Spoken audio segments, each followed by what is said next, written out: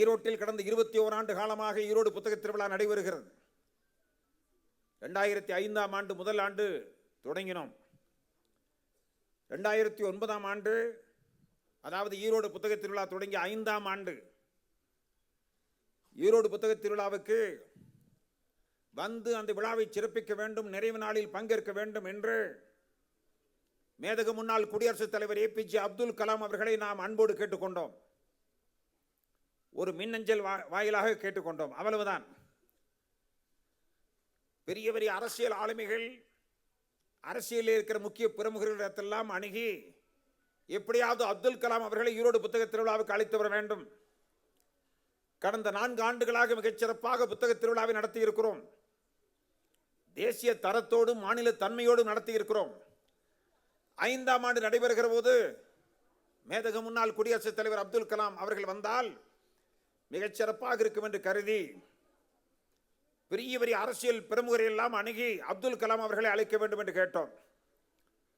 அவர்கள் எங்களிடத்தில் என்ன சொன்னார்கள் என்றால், தயவு செய்து அவரை தவிர வேறு யாரையாவது அழைக்கலாம் என்றால் எங்களை கேளுங்கள். நாங்கள் போய் கேட்டால் அவர் வரமாட்டார். அமைச்சர் என்பதால் நாங்கள் எல்லாம் கேட்டுவிட்டால் உடனே வந்துவிட மாட்டார். நீங்களே ஏதாவது வழியிலே முயற்சி செய்யுங்கள் என்று சொன்னார்கள். நாங்கள் எந்த வழியை நாங்கள் கண்டோம், உடனே மின்னஞ்சலிலே அனுப்பினோம்.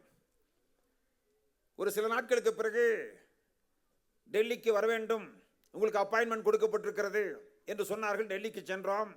யாரையும் துணைக்கு அழைத்து செல்லவில்லை. மரியாதைக்குரிய மேதகு முன்னாள் குடியரசுத் தலைவர் அவர்களை அவரது இல்லத்திலே சந்தித்தோம். ஒரு 20 நிமிடங்கள் கலந்துரையாடினோம். எதற்காக அழைக்கிறோம் என்பதை பற்றியெல்லாம் விளக்கம் அளித்தோம். வருவதாக உறுதியளித்தார். வாக்கு கொடுத்தது மாதிரி 2009ஆம் ஆண்டு ஈரோடு புத்தக திருவிழா நிறைவு விழாவிலே அவர் வந்து பங்கேற்றார். பங்கேற்றது மட்டுமல்ல, அப்துல் கலாம் அவர்கள் வந்தபோது 1 லட்சம் மக்கள். நீங்க யோசித்து பாருங்கள், ஈரோடு மாநகரத்தின் வரலாற்றில் விடுதலைக்கு முன்பும் சரி, விடுதலைக்கு பின்பும் சரி, 1 லட்சம் மக்கள் ஒரு இடத்திலே கூடியிருப்பார்களா என்று கேட்டால், அரசியல் கட்சி கூட்டத்திலே ஒருவேளை கூடியிருக்கலாம், நமக்கு தெரியாது. கூட்டப்பட்ட கூட்டத்திலே கூடியிருக்கலாம். ஆனால் இயல்பாக தன்னெழுச்சியாக தானாக விருப்பப்பட்டு யாரும் வற்புறுத்தாமல், வலியுறுத்தாமல், உத்தரவு போடாமல் மகிழ்வோடு கலந்து கொண்ட கூட்டம் என்று சொன்னால் அப்துல் கலாம் அவர்கள் 2009ஆம் ஆண்டு பங்கேற்று 1 லட்சம் மக்கள் கடல் அலை போல் வந்து கலந்து கொண்டார்களே, அந்த கூட்டம் தான். அந்த வரலாற்று சிறப்புமிக்க கூட்டத்தை நான் எண்ணி பார்க்கிறேன். ஏனென்றால் இங்கு பள்ளி மாணவர்கள் வந்து அமர்ந்திருக்கிறார்கள், சில கல்லூரி மாணவர்களும் காட்சியளிக்கிறார்கள். அவர்களுக்கு ஒரு கருத்தை சொல்கிறேன். அப்துல் கலாமுக்கு நாங்கள் எந்த தலைப்பும் கொடுக்கவில்லை. எனக்கு புத்தொலி பாய்ச்சிய புத்தகங்கள் என்று தலைப்பு கொடுத்திருக்கிறீர்கள். ஏனென்றால் நான் சொற்பொழிவாற்ற வந்திருக்கிறேன், ஆகவே தலைப்பு. நிறைவு நாளில் வரக்கூடிய சிறப்பு விருந்தினருக்கு தலைப்பெல்லாம் கிடையாது, நிறைவு நாள் சொற்பொழிவு, அவ்வளவுதான். அப்படியானால் அவருக்கு தலைப்பு நாங்கள் கொடுக்கவும் முடியாது, கொடுக்கவும் இல்லை. ஆனால் அவர் என்ன செய்தார் என்றால், அவரே ஒரு தலைப்பு தேர்வு செய்து கொண்டார். என்னை மக்கள் சிந்தனை பேரவை 5ஆம் ஆண்டு ஈரோடு புத்தக திருவிழாவின் நிறைவு விழாவிலே பேசுவதற்கு அழைத்திருக்கிறது. நான் என்ன தலைப்பிலே பேசுகிறேன் என்றால், அதாவது அப்படி கடல் அலை போல் உட்கார்ந்து கொண்டிருக்கிற அந்த மாணவ செல்வங்கள் ஒரு 50-60 பேர் மாணவர்கள். யாரோ CEO DO உத்தரவு போட்டு வரவில்லை. மாணவர்கள் இதய நாயகன் கலாம். ஆகவே அவர்கள் எப்படி வந்தார்கள் என்றால், எழுச்சியோடு கடல் ஆர்ப்பரித்து வருவது போல வந்தார்கள். மகிழ்ச்சியோடு துள்ளி குதித்து வந்தார்கள். அவர்கள் மேடையிலே இருந்து கலாம் அவர்கள் அந்த மாணவர்களை பார்க்கிற போது பரவசப்பட்டார். அதே போன்ற பொதுமக்கள், அதிகாரிகள், மிகச்சிறந்த எழுத்தாளர்கள், பதிப்பாளர்கள் அத்தனை பேரும் அமர்ந்திருந்த அந்த அருமையான கூட்டத்தில் வீட்டுக்கு ஒரு நூலகம் என்ற தலைப்பிலே நான் பேசுகிறேன் என்று சொன்னார். மாணவர்களே, 5ஆம் ஆண்டு ஈரோடு புத்தக திருவிழாவில் அப்துல் கலாம் அவர்கள் ஆற்றிய உரையின் தலைப்பென்ன? வீட்டுக்கு ஒரு நூலகம். இதே தலைப்பில் பேரறிஞர் அண்ணா அவர்கள் அவர் புகழின் உச்சியில் இருந்த காலத்தில் அருமையான ஒரு உரையாற்றி இருக்கிறார், வீட்டுக்கு ஒரு நூலகம் என்ற தலைப்பிலே. அறிஞர் பெருமக்கள், சான்றோர் பெருமக்கள் எல்லாம் அக்காலத்தில் இருந்து மாணவ செல்வங்களே, பள்ளிக்கூடத்திலே படிக்கிற மாணவர்களே, அப்துல் கலாம் அவர்கள் அன்போடு உங்களை கேட்டுக்கொண்டது என்னவென்றால், நீங்கள் 6ஆம் வகுப்பு 7ஆம் வகுப்பு படிக்கிற போதே, 8ஆம் வகுப்பு 9ஆம் வகுப்பு படித்துக் கொண்டிருக்கிற மாணவர்களாக நீங்கள் இருக்கிற போதே ஒரு 5 புத்தகங்கள் 10 புத்தகங்கள் இந்த மாதிரி புத்தக திருவிழாவிலே வாங்குங்கள். நீங்கள் புத்தகங்கள் என்று சொன்னால் 500 ரூபாய் வேண்டும், 250 ரூபாய் வேண்டும் என்று எண்ணாதீர்கள். வெறும் 20 ரூபாய் இருந்தால் போதும், வெறும் 30 ரூபாய் இருந்தால் போதும். நீங்கள் அருமையான புத்தகங்கள் உங்களுக்கு கிடைக்கும். முதலில் மாணவ செல்வங்களுக்கு நான் சொல்வது என்னவென்றால், முதலில் உங்கள் வீடுகளிலே ஒரு நூலகத்தை தொடங்குங்கள். இந்த நீலகிரி புத்தக திருவிழாவிலே இன்றைய நாள் நீங்கள் திரும்பிச் செல்கிற போது ஒரு உறுதியோடு செல்லுங்கள். மீதி இருக்கிற நாட்களிலே நீலகிரி புத்தக திருவிழாவுக்கு வருகை புரிந்து நாங்கள் ஆளுக்கு ஒரு 10 புத்தகங்களை வாங்குவோம். 10 புத்தகங்கள். இன்னும் எத்தனை நாட்கள் புத்தக திருவிழா இருக்கிறது? 4 நாட்கள் இருக்கிறது. நீங்கள் எல்லாம் என்ன செய்ய வேண்டும் என்றால், ஒரு 10 புத்தகங்கள் 10 புத்தகங்கள் என்று சொன்னால் ஒரு 25 ரூபாய் 30 ரூபாய் மதிக்கத்தக்க புத்தகங்களை நீங்கள் வாங்கினால் போதும். இன்னொரு செய்தி சொல்கிறேன், 5 ரூபாய்க்கு ஒரு புத்தகம் இருக்கிறது. 5 ரூபாய் வீர இளைஞருக்கு என்று விவேகானந்தர் எழுதிய புத்தகம் வெறும் 5 ரூபாய் மட்டும்தான். மாணவர்களே, நீங்கள் ஏதோ புத்தகம் வாங்க சொல்கிறோம் என்று சொன்னால் ஏதோ வியாபாரத்திற்காக வாங்க சொல்லவில்லை. உங்கள் வீட்டிலே நூலகம் தொடங்க வேண்டும். எதற்காக இந்த புத்தக திருவிழா? நான் இப்போது உங்களுக்கு ஒன்று சொல்ல போகிறேன். ஏனென்றால் இந்த நீலகிரி மாவட்ட மாணவர்கள், இந்த மாவட்ட நூலக அலுவலர் எனக்கு தொலைபேசியிலே ஏறத்தாழ ஒரு 7-8 முறை பேசியிருப்பார்.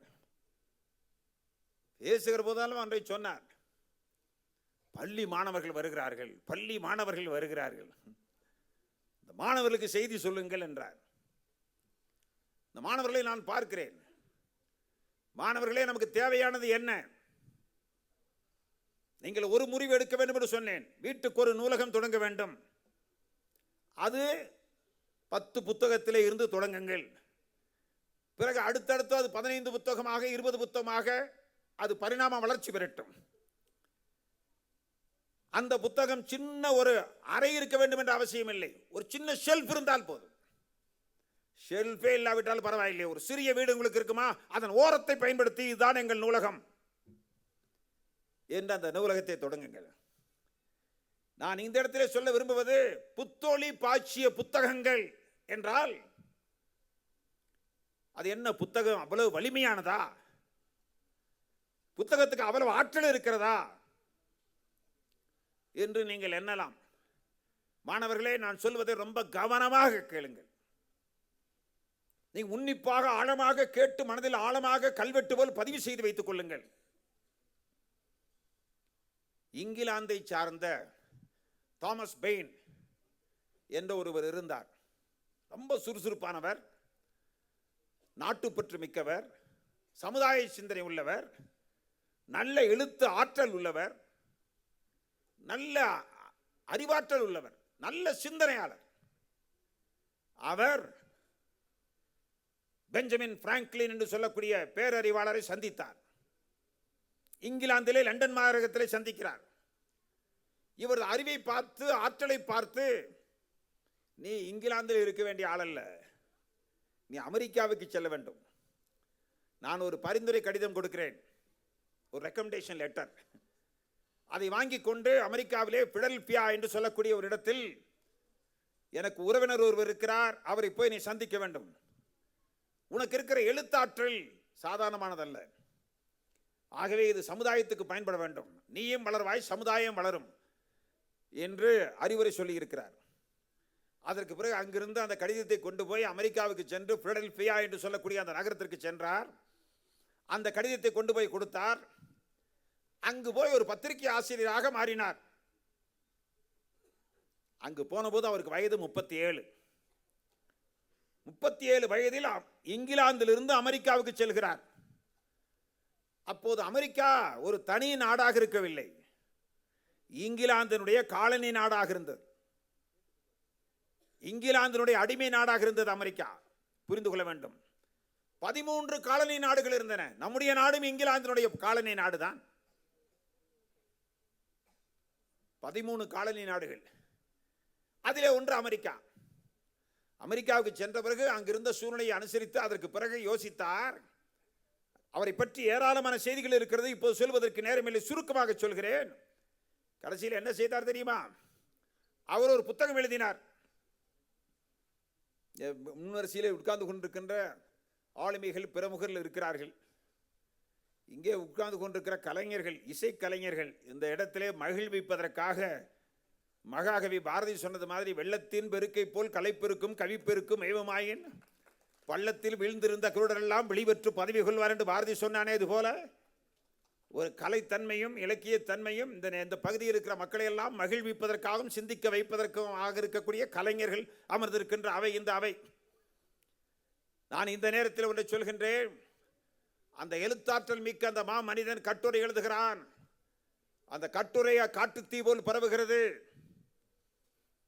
அடிமை அமெரிக்காவில் இருந்து விடுதலை பெற வேண்டும் என்ற உணர்ச்சியை மக்களுக்கு ஏற்படுத்துகிறது. கடைசியில் ஒரு சிறு நூல் எழுதுகிறான். மாணவர்களே, உங்களுக்கு ஜெனரல் நாலேஜ், பொது அறிவு அது ஒன்று வேண்டும் அல்லவா?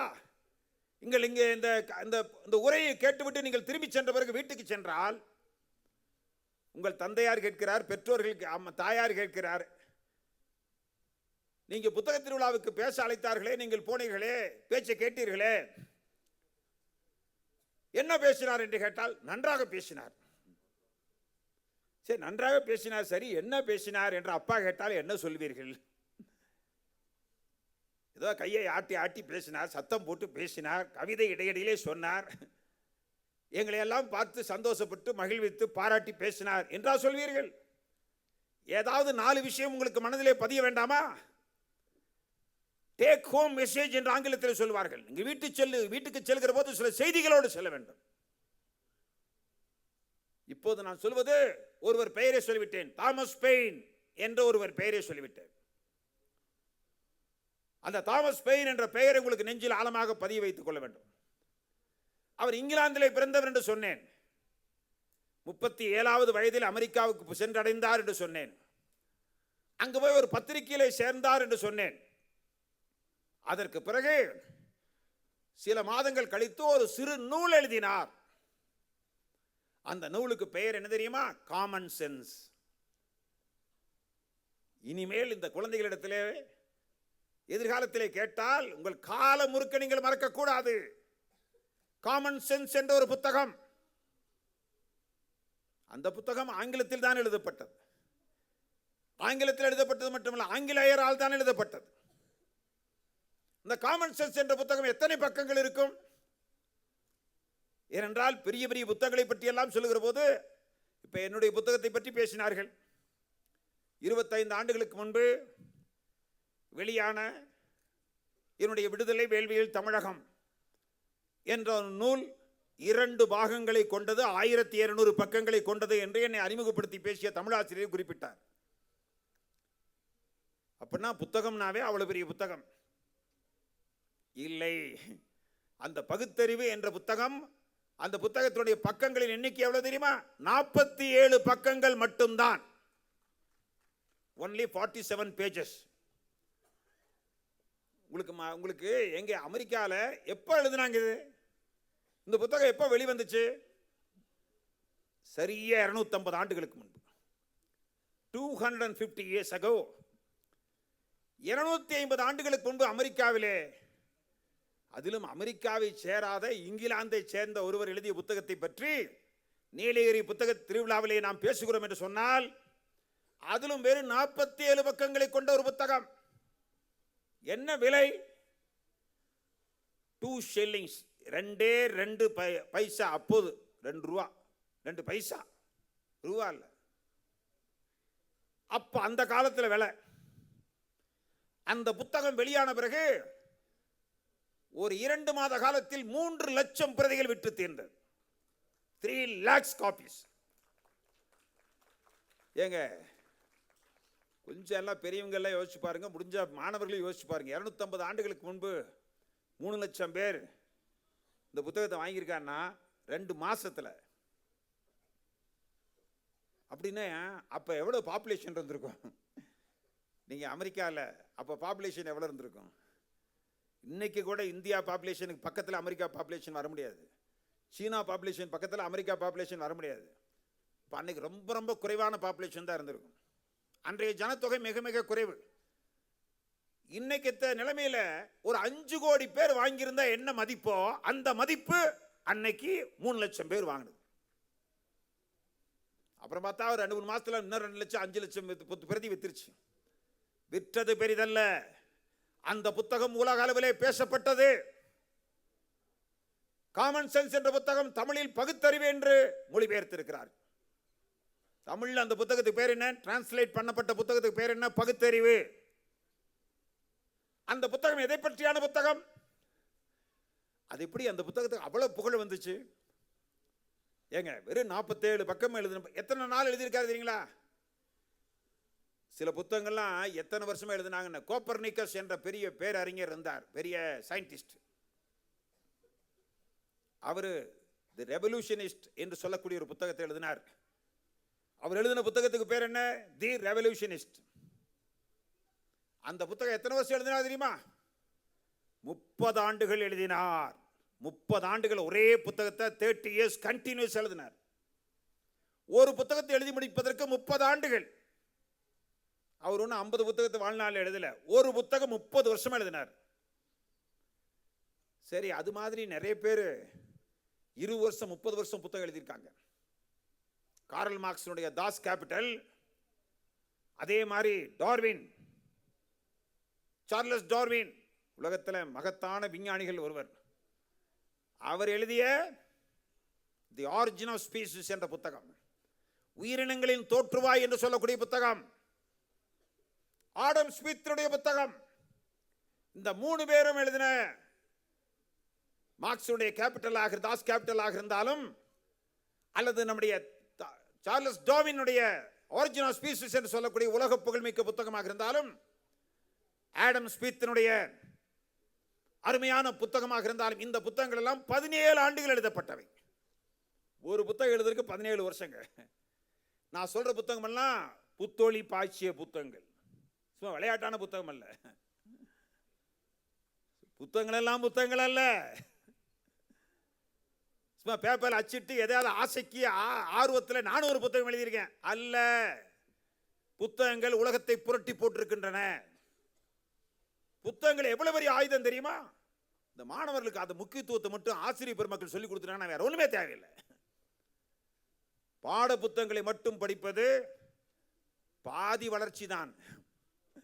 டெக்ஸ்ட் புக்கை நல்லா படிப்பேன், நோட்ஸ் பிரமாதமா படிப்பேன், 100க்கு 100 மார்க் வாங்குவேன் என்பதெல்லாம் ஒரு 25 வருஷத்துக்கு முன்னாடி விஷயம் தான். அதெல்லாம் யாரப்பா கிளாஸ் ஃபர்ஸ்ட்?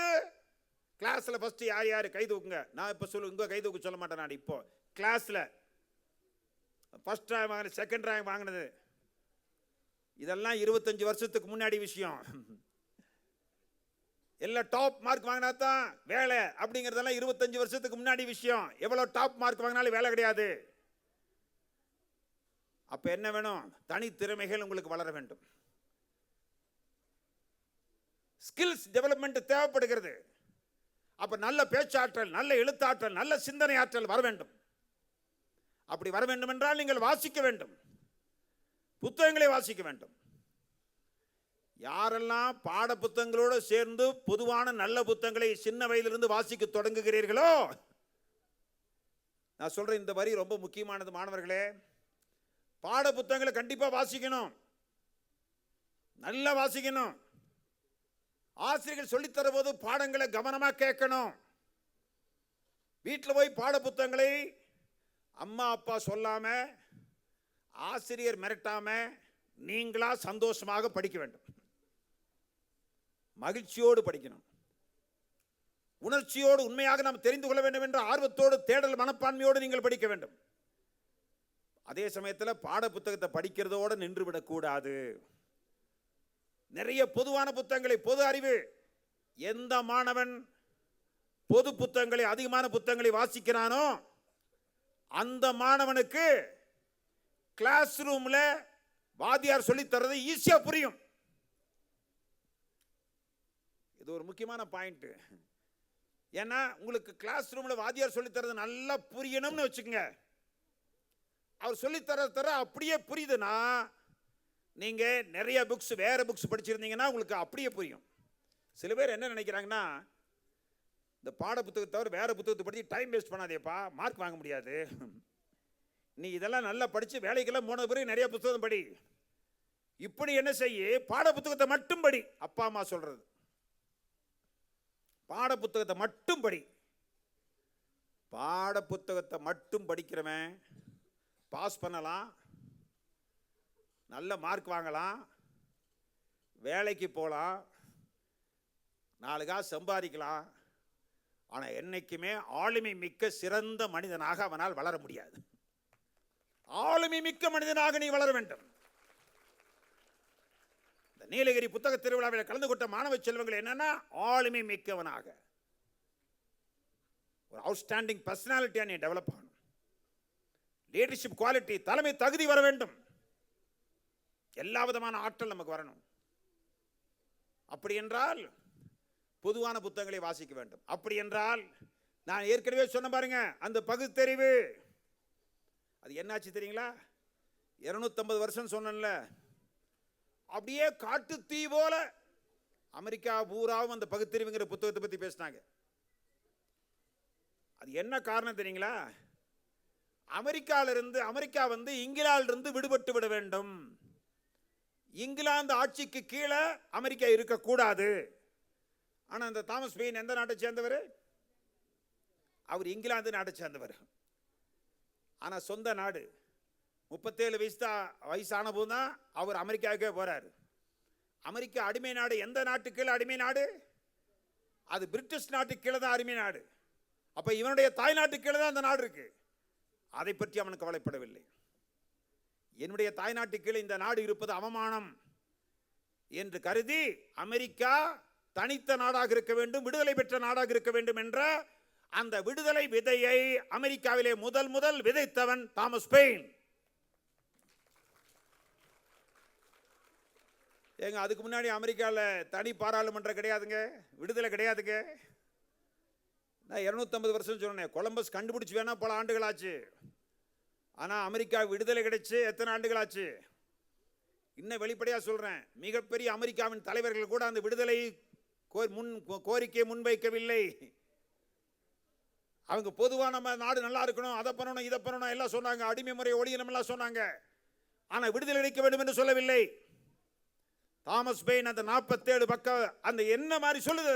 47 பக்கம் வேற ஒன்றும் இல்லைங்க. குடியாட்சியா முடியாட்சியா? அங்க இருக்கக்கூடிய ஆட்சி, இங்கிலாந்தில் இருக்கக்கூடிய ஆட்சி மன்னர் ஆட்சி. நமக்கு மன்னர் ஆட்சி வேண்டுமா, மக்களாட்சி வேண்டுமா? இதாங்க கேள்வி. இது மாணவர்கள் புரிந்து கொள்வது சிரமமாக இருந்தாலும், ஆனால் அவருக்கு சொல்ல வேண்டியது நமது கடமை, சொல்லி தர வேண்டியது ஆசிரியர்கள் கடமை. ஏன்னா அந்த மாணவர் அந்த 47 பக்கம் புத்தகத்தில் முழுக்க அமெரிக்காவுக்கு விடுதலை கிடைக்க வேண்டும் என்ற உணர்ச்சி மக்களிடத்தில் தட்டி எழுப்புவதற்கு காரணமாக இருந்தது.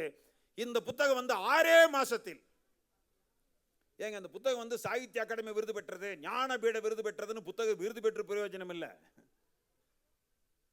நல்லதுதான் விருது பெற்றார். ஆனால் விருது பெறுவதே ஒரு புத்தகத்தினுடைய சிறப்பு அல்ல, மாறாக ஒரு நாட்டுக்கே விடுதலை பெற்று கொடுத்த புத்தகம் அந்த 47 பக்க புத்தகம். இந்த அமெரிக்க மக்கள் அடிமையாக இருந்த மக்களுக்கு, பிரிட்டிஷ் மன்னராட்சிக்கு கீழே அடிமையாக இருந்த மக்களுக்கு, அடிமையாக இருக்கிற உணர்ச்சியே இல்லாதிருந்த மக்களுக்கு, நாம் அடிமையாக இருக்கிறோம், அந்த பிரிட்டிஷ் மன்னராட்சிக்கு எதிராக போராட வேண்டும் என்ற அந்த புரட்சியை தூண்டிவிட்ட புத்தகம் தான் தாமஸ் பெயின் எழுதிய பகுத்தறிவு என்ற புத்தகம். நான் இந்த கடைசியில் இந்த மாணவர்களுக்கு ஒரு விஷயத்தை சொல்லணும். என்னன்னா, ஏன்னா இதே மாதிரி சொல்லிட்டு வந்தனா மாணவர்கள் பொறுமையை கேட்க முடியாது, புரியாது. புரியலன்னா கேட்கறது கஷ்டம். ஆனால் அதே சமயத்தில் புரியவில்லை என்பதற்காக ஏதோ நகைச்சுவையா 4 விஷயத்தை சொல்லிட்டு போனாலும் பயன் இல்லை. நான் இதை என்ன விரும்புகிறேன் என்றால், இந்த மாணவர்களையும் அழைச்சிட்டு வந்த ஆசிரியர் பெருமக்கள் இருப்பாங்க, இவங்கெல்லாம் திரும்ப சென்ற பிறகு இதனுடைய ஃபாலோ அப் இருக்கணும். புத்தக திருவிழாவுக்கு பின்னாடி ஆசிரியர்களுக்கு நிறைய கடமை இருக்கு. அவங்க இந்த மாணவர்களை எடுத்து சென்ற பிறகு வகுப்பறைகளை நல்ல நல்ல புத்தகங்களை நீங்கள் அறிமுகப்படுத்த வேண்டும். இல்லைன்னா இந்த புத்தக திருவிழாவுடைய வெற்றி நிரந்தரமாக இருக்காது. இப்போ உங்களுக்கு ஒரே ஒரு இந்திய நாட்டுடைய அறிவியலாளர் ஒருத்தர் சொல்லணும். இவங்களுக்கு எல்லாத்துக்கும் சயின்டிஸ்ட் ஒருத்தர். நாம் இந்த மாணவர்களிடத்தில் ஒரு கேள்வி கேட்கிறேன். யாராவது பெரிய மாணவர்கள் 10th +1 +2 படிச்சுட்டு இருக்கிற மாணவர்கள் யாராவது இருந்தாங்கன்னா அவங்க சொல்லலாம். இந்தியாவில் அறிவியலுக்காக சயின்டிஸ்டுக்காக நோபல் பரிசு பெற்ற ஒரு விஞ்ஞானியின் பெயரை யாராவது ஒரு மாணவர் சொல்லுங்க. யாராவது ஒரு மாணவர் சொல்ல முடியுமா? மாணவர்கள் இங்க கவனிக்கிறாங்களே இல்லையான்னு தெரியலையே. மாணவர்களே, நான் உங்களுக்கு ஒரே ஒரு செய்தி சொல்றேன். இந்தியாவில் அறிவியலில் நோபல் பரிசு பெற்ற ஒரு விஞ்ஞானியின் பெயர் சர் சி.வி. ராமன். அதை மட்டும் தெரிஞ்சுங்க. யாரோ ஒரு மாணவர் சொல்றாங்க சர் சி.வி. ராமன் நோபல் பரிசு பெற்றார். அவர் எப்படி நோபல் பரிசு பெற்றார்? வேற ஒன்றும் இல்லைங்க. சின்ன வயதிலிருந்து அவர் வீட்டில் நிறைய நூலகம் வச்சிருந்து நல்ல புத்தகங்களை வாசித்தார். அதுக்கு பிறகு கடைசியில் அவருக்கு இருந்த நாட்டுப்பற்றின் விளைவாக கொஞ்ச நாள் ஆக ஆக ஆக அவர் என்ன நினைச்சார்னா பெரிய சயின்டிஸ்ட் ஆக வேண்டும் என்று நினைத்தார். ஆனால் வீட்டில் அவருக்கு வசதி இல்லை. வெளிநாட்டில் போய் சயின்ஸ் படிக்கிற அளவுக்கு அந்த காலத்தில் போய் படித்தா தான் சயின்டிஸ்ட் ஆக முடியும், வாய்ப்பில்லை. அதுக்கு பிறகு வேற ஒரு அரசு உத்தியோகத்தில் அவர் சேர்ந்து விட்டார். சேர்ந்து கல்கத்தாவுக்கு சென்றார். அங்கு ஒரு ஆராய்ச்சி நிலையத்தை பார்த்தார். வேற ஒரு வேலை செய்து கொண்டிருந்த அவர் அந்த ஆராய்ச்சி நிலையத்தை பார்த்து அங்கு போய் ஆராய்ச்சி செய்ய தொடங்கினார். ஆராய்ச்சி செய்ய தொடங்கி 1930ஆம் ஆண்டு அவர் நோபல் பரிசு பெற்றார். அவர் நோபல் பரிசு பெற்றது முக்கியம் இல்லைங்க, ஆனா அவருக்கு இருந்த தன்னம்பிக்கை பாருங்க. 1928 தான் ராமன் எஃபெக்ட் அவர் கண்டுபிடிச்சதுக்கு பேர் ராமன் எஃபெக்ட், ராமன் விளைவு தமிழ்ல. அதுக்கு தான் அவருக்கு நோபல் பரிசு. அவர் கண்டுபிடிச்சது எப்ப தெரியுங்களா? 1928 கண்டுபிடிச்சிட்டார். 1929 இந்திய கவர்மெண்ட், அப்ப பிரிட்டிஷ் கவர்மெண்ட் அவருக்கு சர் பட்டம் கொடுத்துருச்சு இந்த கண்டுபிடிப்புக்காக. 1930 நோபல் பரிசு அறிவிக்கவே இல்லைங்க. நோபல் பரிசு எந்த நாட்டிலிருந்து அறிவிக்கணும்? ஸ்வீடன் நாட்டிலிருந்து அறிவிக்கணும். ஸ்வீடன் நாட்டில் தான் ஆண்டுக்கு ஒரு முறை நோபல் பரிசினுடைய விழா நடக்கும். அந்த நோபல் பரிசு அறிவிக்கக்கூடிய அந்த ஸ்வீடன் நாட்டிலிருந்து அறிவிப்பு வர்றதுக்கு முன்னாடியே அந்த சர் சி.வி. ராமன் என்ன செய்தாருங்களா, அவருக்கும் அவர் மனைவிக்கும் ஸ்வீடன் நாட்டுக்கு டிக்கெட் புக் பண்ணிட்டாரு. கப்பலில் டிக்கெட் புக் பண்ணிட்டாருங்க. இன்னும் நோபல் பரிசே வரல. 2 ஆண்டுகளுக்கு முன்பு, இந்த நோபல் பரிசு கிடைப்பதற்கு 2 ஆண்டுகளுக்கு முன்பே அவருக்கு லண்டன் இருக்கக்கூடிய பெரிய அறிவியல் கழகத்தில் உறுப்பினராக கிடைச்சது. அந்த உறுப்பினருக்கான முறையிலே இவர் பணியாற்றிய கல்கத்தா பல்கலைக்கழகத்தில் இவருக்கு ஒரு பாராட்டு விழா வைக்கிறாங்க. அந்த பாராட்டு விழாவில் ஒரு தேநீர் விருந்து. அந்த தேநீர் விருந்து முடிகிற போது, சரி mister Raman, what is next, அடுத்து என்ன செய்ய போறீங்க, அடுத்தது என்ன அப்படின்னு அந்த பெரிய அந்த விருந்து வச்ச வைஸ் சான்சலர் கேட்கிறார். அடுத்தது என்னன்னு. எப்ப நோபல் பரிசு கொடுத்ததுக்கு 2 வருஷத்துக்கு முன்னாடி. வாட் இஸ் நெக்ஸ்ட் அப்படின்னு ஒண்ணு, அடுத்தது என்ன, அடுத்தது நோபல் பரிசு தான் அப்படின்னு ராமன் சொல்றாரு. அதாவது நோபல் பரிசு கிடைக்கிறதுக்கு 2 வருஷத்துக்கு முன்னாடியே அடுத்தது என்னன்னா அடுத்தது நோபல் பரிசு தான். இது திமிரில் சொல்லப்பட்டதல்ல, அசைக்க முடியாத தன்னம்பிக்கையில் சொல்லப்பட்டது. நீங்க சர் சி.வி. ராமனுடைய வாழ்க்கை வரலாற்றை வரி தவறாமல் வாசிக்க வேண்டும். எவ்வளவு ஒரு நாட்டுப்பற்றுள்ள மகத்தான விஞ்ஞானி அவர். மாணவர்களுக்கு தன்னம்பிக்கை வேண்டும். முதல்ல என்னால் முடியும், அசைக்க முடியாத நம்பிக்கை வேணும். நம்பிக்கைனா சாதாரண நம்பிக்கை அல்ல. அவர் ஏழ்மையான சாதாரண குடும்பத்தில் பிறந்தவர் தான். அங்க அப்பா ஒரு வாத்தியார். ஆனாலும் அவர் சாதாரண குடும்பம் தான். எந்த செல்வமும் கிடையாது, ஒன்றும் கிடையாது. சொத்து சுகமெல்லாம் ஒன்றும் கிடையாது. கல்விதான் சொத்து. அப்படி இருக்கிற போது வாட் இஸ் நெக்ஸ்ட்னா அடுத்தது நோபல் பரிசு தான் என்று தமாசா சொல்லல, ஸ்ட்ராங்கா சொன்னார். சரி பரவாயில்ல. 1930 டிக்கெட்டே புக் பண்ணுவார யாராவது? ஏங்க நீலகிரி புத்தக திருவிழாவுக்கு நீங்கள் கூப்பிட்டீங்க. இந்த நீலகிரி புத்தக திருவிழான்னு ஒன்று தெரியாமையே நான் இந்த நீலகிரி புத்தக திருவிழாவுக்கு இந்த வருஷம் என்னை கூப்பிடுவாங்க, நானே ஈரோட்டிலிருந்து ட்ரெயின் டிக்கெட் புக் பண்ண முடியுமா? அதாவது நோபல் பரிசுக்கு ஒரு மனுஷன் இந்தியாவில் பிறந்த ஒரு ஆளு இந்த வருஷம் என்னை தவிர பிசிக்ஸில் நோபல் பரிசு கிடைக்கிறதுக்கு உலகத்தில் எவனுக்கடா தகுதி இருக்கு? எனக்கு தாண்டா நோபல் பரிசு கொடுக்க முடியும். அது நோபல் பரிசு இல்லைன்னா அது என்ன நோபல் பரிசு? எனக்கு கொடுக்கலன்னா அது என்ன நோபல் பரிசு அது என்று நினைத்தானே ஒரு இந்தியன். நினைச்சதே மாதிரியே அவருக்கு நோபல் பரிசு. இவருக்கு டிக்கெட் புக் பண்ணது நோபல் பரிசுக்காரனுக்கு தெரியுமா? தெரியாது. அவர் ஸ்டூடெண்ட் கேட்குறாரு, என்ன சார் இப்போ டிக்கெட் புக் பண்ணிட்டே? நம்மளுக்கு தான்டா நோபல் பரிசு. விளையாட்டான இது கண்டுபிடிப்பா நம்ம கண்டுபிடிப்பு. என்ன நம்பிக்கை பாருங்க. கடைசியில் நோபல் பரிசு கிடைச்சி இவர் போறாரு. இதே மாதிரி மணிமண்டபத்தில் ஸ்வீடனில் ஸ்டாக்ஹோம் அந்த இதில் வந்து பிரமாதமான நோபல் பரிசு கிடைக்கிற இடத்துல நோபல் பரிசு மேலே கிடைக்குது. மன்னர் வந்து நோபல் பரிசு கொடுக்கிறார். ஸ்வீடன் நாட்டு மன்னர் அப்படியே அந்த நோபல் பரிசு வாங்கிட்டு கண்கலங்கி நிற்கிறார். அதில் கூட அந்த வரலாற்றை எழுதக்கூடியவர் எழுதுறாரு, கண்கலங்கி நிற்பதற்கு காரணம் என்ன தெரியுமா? நாம் என்ன காரணம் நினைப்போம்? அடே சின்ன வயசுலேருந்து நம்ம வறுமையில் இருந்தோம், சின்ன வயசுலேருந்து கஷ்டப்பட்டு படித்தோம். அவர் ரொம்ப உழைப்புனா மனுஷன் அப்பேற்பட்ட உழைப்பு, அப்படி உழைச்சிருக்கோம்.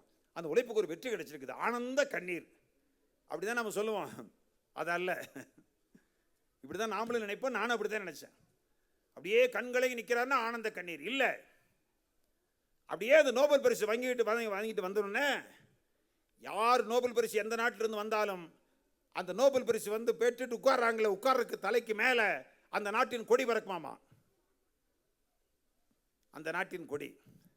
அதே மாதிரி நோபல் பரிசு பெற்றோன்னு அந்த சீட்டில் போய் உட்கார்ற போது அந்த நாட்டினுடைய நாட்டுப்பண் வாசிக்கப்படுமா மியூசிக்ல. நமக்கு ஜனகணமன, அப்போ ஜனகணமன இருந்துச்சா? இல்லை. ஏன்னா 1930 பிரிட்டிஷ் ஆட்சி காலம். அப்போ பிரிட்டிஷ் மன்னரை பாடுகிற ஒரு பாட்டு தான் நாட்டுப்பண்ணா இருந்துச்சு. பிரிட்டிஷ் மன்னனை வாழ்த்துகிற ஒரு பாட்டு. இவர் அப்படியே நோபல் பரிசு வாங்கிட்டு வந்து அப்படியே நிற்கிற போது அவர் தலைக்கு மேலே யூனியன் ஜாக் கொடி, வெள்ளக்காரனுடைய பிரிட்டிஷ் கொடி இந்திய கொடியா பறந்ததும் அந்த வெள்ளக்காரனுடைய நாட்டுப்பண் பாடப்பட்டதும் என கண்ணீர் வரவழைத்தது.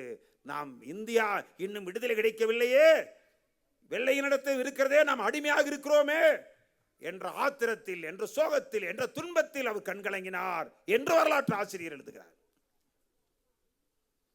ஆகவே சர் சி வி ராமனிடம் வந்து கற்றுக்கொள்ளப்பட வேண்டியது என்னன்னா, நாட்டுப்பற்றையும் சேர்ந்து கற்றுக்கொள்ளும். வெறும் விஞ்ஞானியாக இருந்து பயனில்லை. 47 நமக்கு சுதந்திரம் கிடைக்கிறது. 17 ஆண்டுகளுக்கு முன்பு நோபல் பரிசு பெற்ற அவர் கடைசியில அந்த நோபல் பரிசை பெற்ற பிறகு அவருக்கு ஆனந்தமாக இருக்க முடியவில்லை. ஆகவே என்ன சொல்றார் கடைசி வரைக்கும்? தயவு செய்து அதாவது பெரிய பரிசு பெற வேண்டும் என்றால், ஆராய்ச்சி செய்ய வேண்டும் என்றால் வெளிநாட்டிலே இருந்துதான் கருவிகள் வரவழைக்க வேண்டும் என்ற அவசியம் இல்லை. உள்நாட்டிலே இருந்தே கருவிகளை வைக்கலாம். ஏங்க, அவர் நோபல் பரிசு பெற்றார்ல, அவர் செலவு செஞ்ச தொகை எவ்வளவு தெரியுமா? ஆராய்ச்சிக்கு அவர் ஆராய்ச்சி செய்ததற்கு செலவு செய்த தொகை வெறும் 250 ரூபாய் மட்டும்தான். 250 ரூபாய் மட்டும்தான் அவர் செலவு செய்திருக்கிறார். என குறைவான செலவிலே அவர் நோபல் பரிசை பெற்றார். நான் இந்த மாதிரி விஷயங்கள் எல்லாம் சொல்லிக்கொண்டு செல்வதற்கு என்ன காரணம் என்றால், மாணவர்கள் இது மாதிரியான புத்தகங்கள், வாழ்க்கை வரலாறு புத்தகங்களை வாங்கி வாசிக்கிற போதுதான் நம்முடைய வாழ்க்கையிலே ஒரு பெரும் மாற்றம் ஏற்படும். நான் இந்த மாணவ செல்வங்களுக்கு சொல்ல விரும்புவது என்னவென்றால், ஏன்னா இந்த பள்ளி மாணவர்களை ரொம்ப சிரமப்பட்டு அழைச்சிட்டு வந்திருக்கிறாங்க. கஷ்டப்பட்டு அழைச்சிட்டு வந்து கொஞ்சம் லேட் ஆகுது. அவங்க வீட்டுக்கு செல்ல வேண்டிய அவசியமும் இருக்கு. என்னுடைய தனிப்பட்ட கருத்தை கேட்டிங்கன்னா, முடிஞ்ச வரைக்கும் அழைச்சிட்டு வந்து யார் ஆர்வம் இருக்கோ, குறைவானவங்க இருந்தாலும் கூட எண்ணிக்கை குறைவாக இருந்தால் தவறில்லை. ஏனென்றால் பேசக்கூடியவர்களுக்கு எண்ணிக்கை அதிகமாக இருக்க வேண்டும் என்ற அவசியம் இல்லை. கேட்பவர்கள் அதிகமாக குறைவாக இருந்தாலும் கேட்பவர்கள் கேட்டால் பேசலாம். இது மாணவர்களை குறை சொல்ல முடியாது. ஏனென்றால் மாணவர்கள் அது போன்ற முறையிலே பதப்படுத்தப்படவில்லை, பக்குவப்படுத்தப்படவில்லை. சிறு வயதிலே இருந்து அது போன்ற செய்திகளை சொல்லி சொல்லி அவர்களுக்கான சிந்தனை கொஞ்சம் கொஞ்சமாக உருவாக்கப்பட வேண்டும். நான் கேட்கிறேன், இன்னைக்கு கூட பார்த்துருப்பீங்க,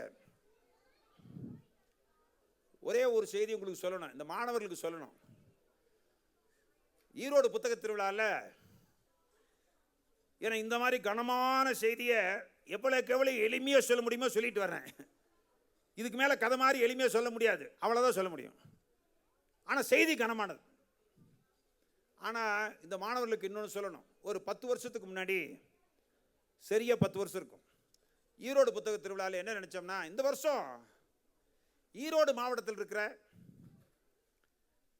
ஐஏஎஸ் படித்தவங்க யார் யார்? ஏங்க உங்களை நீலகிரி மாவட்டத்தில் இந்த வருஷம் ஐஏஎஸ் படித்தவங்க எத்தனை பேருங்க? எனக்கு தெரியாது. தேர்ச்சி பெற்றவங்க, பாஸ் பண்ணவங்க எங்களுக்கு முதல்ல தெரியாதுங்க. எத்தனை பேருங்க? ஒருத்தர் கூடலூரில் இருக்காருன்னு சொல்கிறார். ஆனால் நாங்கள் 10 வருஷத்துக்கு முன்னாடி இந்த ஈரோடு மாவட்டத்தில் ஐஏஎஸ் யார் படிச்சிருப்பாங்க, பாஸ் பண்ணியிருப்பாங்க? படித்தவங்க 100 பேர் இருப்பாங்க, பாஸ் பண்ணவங்க எத்தனை பேர்? 2 பேர் தாங்க.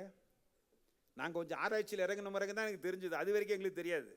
ஈரோடு புத்தக திருவிழா ஆகஸ்ட்டில் நடக்குது, ஒவ்வொரு வருஷமும் 12 நாள் நடக்கும். அப்போ நாங்கள் ஜூன் மாதம் ஜூலை மாதம் புத்தக திருவிழாவுக்கு தயார் பண்ணிட்டு வர்ற போது திடீர்னு இப்படி யோசனை வந்தது. இறையன்பு சார் வரார், ஒரு நாள் வரார், சிறப்பு சொற்பொழிவு ஆற்றுவதற்காக வரார். அவர் முன்னால் ஈரோடு மாவட்டத்தில் ஐஏஎஸ் பாஸ் பண்ண 2 பேர் தான் பாஸ் பண்ணதாக நாங்கள் செய்தி கிடைச்சது. என்ன ஈரோடு மாவட்டத்தில் 2 பேர் தான் பாஸா அப்படின்னு நான் கேட்குறோம். ஒரு 5-6 பேராவது இருப்பாங்கன்னு நினச்சேன். இல்லை 2 பேர் தான் பாஸ். நல்லா சொல்லுங்கள் சார், கலெக்டர்கிட்டே போய் கேட்டாச்சு, 2 பேர் தான் பாஸ். சரி, அந்த 2 பேர் யார் அப்படின்னு தேடி பிடிச்சா, ஒருத்தர் சி வான்மதி, ஒரு பொண்ணு, இன்னொருத்தர் சரவணன், 2 பேர் பாஸ், ஒரு பையன் ஒரு பொண்ணு. சரி, இவங்க யார் இந்த 2 பேர்? எங்களுக்கு தெரியாது. அதுக்கப்புறம் அந்த புத்தக திருவிழா இந்த மாதிரி தயாரிக்கிறப்ப இன்விடேஷனில் பேர் போடணும். இந்த 2 பேர்த்த கூப்பிட்டு இறையன்பு சார் பேசுகிற அன்னைக்கு மேடையில் ஒரு பாராட்டு நிகழ்ச்சி நடத்தலாம். எங்க 2 பேர் ஐஏஎஸ் பாஸ் பண்ணாங்கன்னா மேடையில் குறை வச்சு பாராட்டு விழா நடத்துகிற போது மீதி இருக்கிற மாணவர்களுக்கெல்லாம் உற்சாகம் பிறக்கும்ல, நாமளும் இப்படி படிக்கலாம்னு நினைப்பாங்கல்ல. அந்த எண்ணத்தில் அப்புறம் ஃபோன் நம்பர்லாம் பிடிச்சி அந்த பொண்ணுகிட்ட ஃபோனில் பேசினா, சார் நான் சென்னையில் இருக்கேன் சார், நான் வடநாட்டுக்கு ட்ரைனிங்க்கு போகணும், ஐஏஎஸ் பாஸ் பண்ணிட்டேன்ல, இந்த ட்ரைனிங் அதுக்கு ரெடி பண்ணிகிட்ருக்கேன். சரி, எத்தனாம் தேதி சார் நான் வரணும்? நான் ஒரு தேதி சொல்கிறேன். அன்றைக்கி இறையன்பு சார் வராரு. இறையன்பு நாள் சார்னால எத்தனையோ பேர் ஐஏஎஸ் ஆகியிருக்காங்க. அவர் ஐஏஎஸ் படிக்கிறத பற்றி முதல்ல பெரிய புத்தகத்தை எழுதினவர் அவர் தான். புத்தொளி பாய்ச்சிய புத்தகம், அவர் ஒன்று எழுதின புத்தகம். ஐஏஎஸ் ஆவது எப்படின்னு எழுதின புத்தகம். தமிழ்நாட்டில் நிறைய பேர் ஐஏஎஸ் ஆனதுக்கு காரணமாக இருந்தவர் இறையன்பு ஐஏஎஸ். அவர் எழுதின புத்தகம், அவரே வராரு, அவர் முன்னால பாராட்டு, அவர் கையில் ஷீல்டு கொடுக்கலாம் அப்படின்னு தேடி பிடிச்சா அந்த 2 பேர் சார், அந்த அப்போ வரேன் சார், அந்த அன்னைக்கு வரேன் சார், அதுக்கப்புறம் 2-3 நாள் கழிச்சு தான் சார் நான் டெல்லி போகிறேன், இப்போதைக்கு அதுக்கான தயாரிப்பு பண்ணுறதுக்காக மெட்ராஸ் வந்திருக்கேன் சார், நீங்கள் சொல்கிற டேட்டில் வந்துடுறேன் சார், ஆனால் ஒரு சின்ன ரெக்வஸ்ட், என்னை மட்டும் பேச சொல்லிடாதீங்க சார், வர்றேன் சார், அன்றைக்கி பேச சொல்லிடாதீங்க சார் அப்படின்னு அந்த பொண்ணு சொல்லிச்சு. ஓகேம்மா, பரவாயில்லம்மா, நீ வந்தால் போதும், அப்புறம் பேசிக்கலாம், பேசுறது பேசாத அப்புறம் பேசிக்கலாம், ஆனால் நீ வர்றதை உறுதிப்படுத்திக்கலாம். இன்விடேஷனில் பேர் போடணுமா? இறையன்பு சாரோட சேர்ந்து உன் பேரையும் போடணும். இந்த ஆண்டு ஈரோடு மாவட்டத்தில் ஐஏஎஸ் தேர்ச்சி பெற்ற 2 பேருக்கு பாராட்டு நிகழ்வுன்னு போட்டு 2 பேருக்கு பேர் போட போகிறோம் அப்படின்னு அந்த இனிஷியலோட அந்த பொண்ணு பேரெல்லாம் வாங்கி சி வான்மதி ஐஏஎஸ். எப்படி இருக்கு பாருங்க அந்த பொண்ணு. இப்போ சொல்கிறேன், அந்த 2 பேருமே நாங்கள் யோசனை பண்ண, யார் இந்த 2 பேர் அப்படின்னா, அந்த பொண்ணு சத்தியமங்கலத்தில் girls higher secondary school, government girls higher secondary ஸ்கூலில் படித்த பொண்ணு, அரசாங்க பள்ளிக்கூடத்தில் படித்த பொண்ணு. கவர்மெண்ட் கேர்ள்ஸ் ஹையர் செகண்டரி ஸ்கூலில் படித்த பொண்ணு, அது அரசாங்க பள்ளிக்கூடத்தில் படித்த பொண்ணு. சரி, பையன் சரவணன், அவரும் பவானி பக்கத்தில் மயிலாடிங்கள அரசாங்க பள்ளிக்கூடத்தில் படித்த பையன். இப்போ யோசிச்சு பாருங்க, இந்த மாணவர்களை யோசிச்சு பாருங்க, எங்க ஈரோட்டில் எத்தனை கோடீஸ்வரர்கள் இருக்காங்க, எத்தனை லட்சாதிபதிகள் இருக்காங்க. ஒரு வீட்டில் 5 கார் 7 கார் இருக்கிற ஆட்கள் கூட பெரிய, அந்த கார்னா இன்டர்நேஷனல் லெவல் இருக்கிற கார் இருக்கிற அளவுக்கு வசதியானவங்க வாய்ப்புள்ளவங்க இருக்கிறாங்க, தப்பு இல்லை. அவங்க பொருள் வச்சுருக்காங்க, கார் வச்சுருக்காங்க. அவங்க குழந்தைங்க இந்த மாதிரி ஸ்கூலில் படிப்பாங்க. அப்படின்னா இந்த மாவட்டத்தில் அவங்களாம் யாரும் ஐஏஎஸ் பாஸ் பண்ணலையா? பண்ணலைங்கிறது வருத்தமாக தான் சொல்கிறேன், நான் மகிழ்ச்சியாக சொல்ல. நாங்கள் இந்த ஆய்வு பண்ண பிறகு எங்களுக்கு தெரிஞ்சது. அதுக்கப்புறம் 2 பேர் தான் பாஸ்னார், 2 பேருமே கவர்மெண்ட் ஸ்கூல் ஸ்டூடெண்ட்ஸு. சரி, அப்புறம் போய் உள்ள டீப்பாக போய் சரி வந்துடுமா, அந்த தம்பியை கூப்பிட்டாலும் அந்த தம்பி அதே தான் சொல்கிறாரு, சார் வந்துடுறேன் சார். ஆனால் சார் வராரு, யார்? இறையன்பு சார். அப்படின்னா எப்படி இருக்கும்? ஐஏஎஸ் பாஸ் பண்ணிட்டாங்க, இப்போ தான் அப்படியே சும்மா முளையா குழந்தையாக வர்றாங்க. அவர் ஐஏஎஸ்னுடைய பிதாமகன், தந்தை. அவர் முன்னாடி எப்படி உட்காருவாங்க, எப்படி நிற்பாங்க, எவ்வளோ கஷ்டமாக இருக்கு. அப்புறம் வந்து கடைசியில் கூப்பிட்டு வந்தாச்சு. அந்த சார் அங்கே உட்காந்துருக்காரு ஒரு இடத்துல, சீஃப் கெஸ்ட்டெல்லாம் உட்கார வச்சுருப்போம்ல, எங்களை ஒன்று பின்னாடி உட்கார வச்சுருந்தீங்கல்ல, அந்த மாதிரி உட்கார வச்சு டீ கொடுப்போம். அங்கே இவங்க 2 பேர்த்து உள்ளே வாங்கன்னா வரமாட்டேங்கிறாங்க.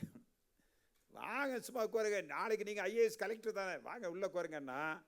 ஏன்னா அந்த மாதிரி சாதாரண குடும்பத்தில் இருந்து வந்தவர்கள், மிக சாதாரணமான குடும்பம், ஏழ்மையான குடும்பம். 2 பேருமே ஏழ்மையான குடும்பம், 2 பேருமே கிராமத்தில் பிறந்தவர். 2 பேருமே ஈரோடு டவுன் கிடையாது. ஈரோடு டவுனாக இருந்தாலும் அது மாவட்ட தலைநகர்னு சொல்லலாம். சத்தியமங்கலம்ங்கிறது ஒரு கிராமம், பவானிங்கிறது அதோட கிராமம், பவானிக்கு மயிலாடிங்கிறது இன்னும் கூட கிராமம், மயிலம்பாடி. சரி, அந்த 2 பேரும் வந்துட்டாங்க. சார் கீழே வந்தால் அந்த பொண்ணு சிரிச்சுக்கிட்டே, சார் பேச சொல்லிடாதீங்க சார், அந்த பொண்ணை நீங்கள் பார்க்கணும். நீங்கள் இப்போ இல்லை, 10 வருஷத்துக்கு முன்னாடி.